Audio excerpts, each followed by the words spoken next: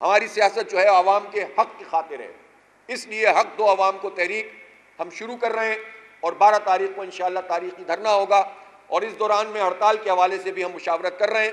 میں تاجروں سے بھی کہتا ہوں، صنعت کاروں سے کہتا ہوں، خاص طور پر یہ جو تنخواہ دار طبقہ ہے، مڈل کلاس لوگ ہیں، پروفیشنل لوگ ہیں، وہ ہماری اس تحریک کا حصہ بنے۔ پاکستان میں کوئی اور نہیں ہے کہ جو ان حالات میں ان کو لیڈ کر سکتا ہو۔ جماعت اسلامی اپنا فرض ادا کر رہی ہے، اور یہ دائرہ جتنا وسیع ہوگا، جو مظلوم طبقات ہیں، محروم طبقات ہیں، جو اس مراعات یافتہ اور اشرافیہ سے متاثرہ لوگ ہیں، یہ جتنا ہمارے اس پورے نظام میں، اس کام میں ساتھ آتے چلے جائیں گے، ملتے چلے جائیں گے، انشاءاللہ ایک قوت بنتی چلی جائے گی۔ اس کے علاوہ کوئی دوسرا راستہ نہیں ہے۔ پاکستان کسی انارکی کا، کسی افراتفری کا متحمل نہیں ہو سکتا۔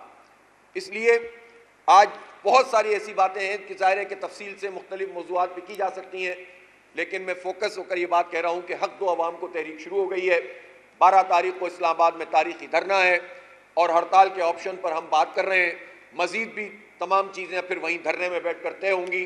حکومت کے پاس کوئی دوسرا آپشن نہیں ہے سوائے اس کے کہ وہ عوام کو ریلیف دے، ٹیکسوں کو کم کرے، بجلی کے بلوں کو کم کرے۔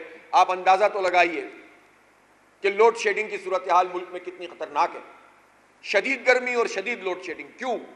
بجلی پیدا کرنے کی صلاحیت 41,000 میگا واٹ ہے، کنزمپشن ہماری 30,000 میگا واٹ ہے تقریباً، ایوریج لگائیں تو اور کم ہے، پیک لگائیں تو 32,000 ہے۔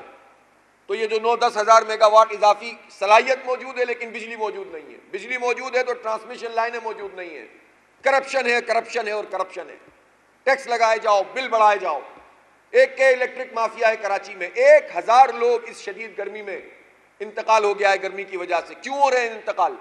اس لیے ہو رہے ہیں کہ گرمی شدید ہے اور بجلی آ نہیں رہی۔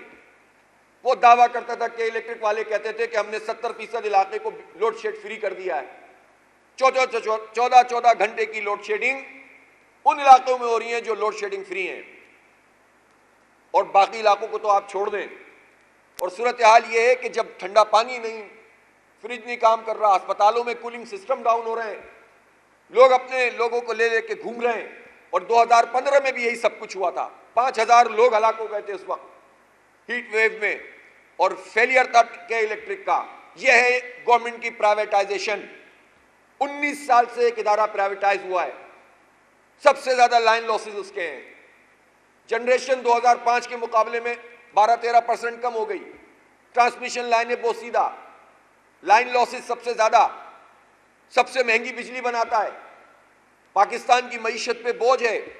چند مراعات یافتہ لوگوں کو کہ الیکٹرک مافیا خرید لیتی ہے، طاقتور لوگوں میں سے، حکومت میں سے، اور پاکستان کے عوام پر، کراچی پر۔ کراچی منی پاکستان ہے۔ کوئی گاؤں، گوٹھ، دیہات ایسا نہیں ہوگا جہاں کا کوئی فرد کراچی میں رہتا نہ ہو یا پڑھا نہ ہو اس نے۔ وہ پاکستان کی معیشت میں 50% ایکسپورٹ میں کنٹریبیوشن ہے اس کا، ٹیکس میں 42% دیتا ہے، ریونیو 67% دیتا ہے۔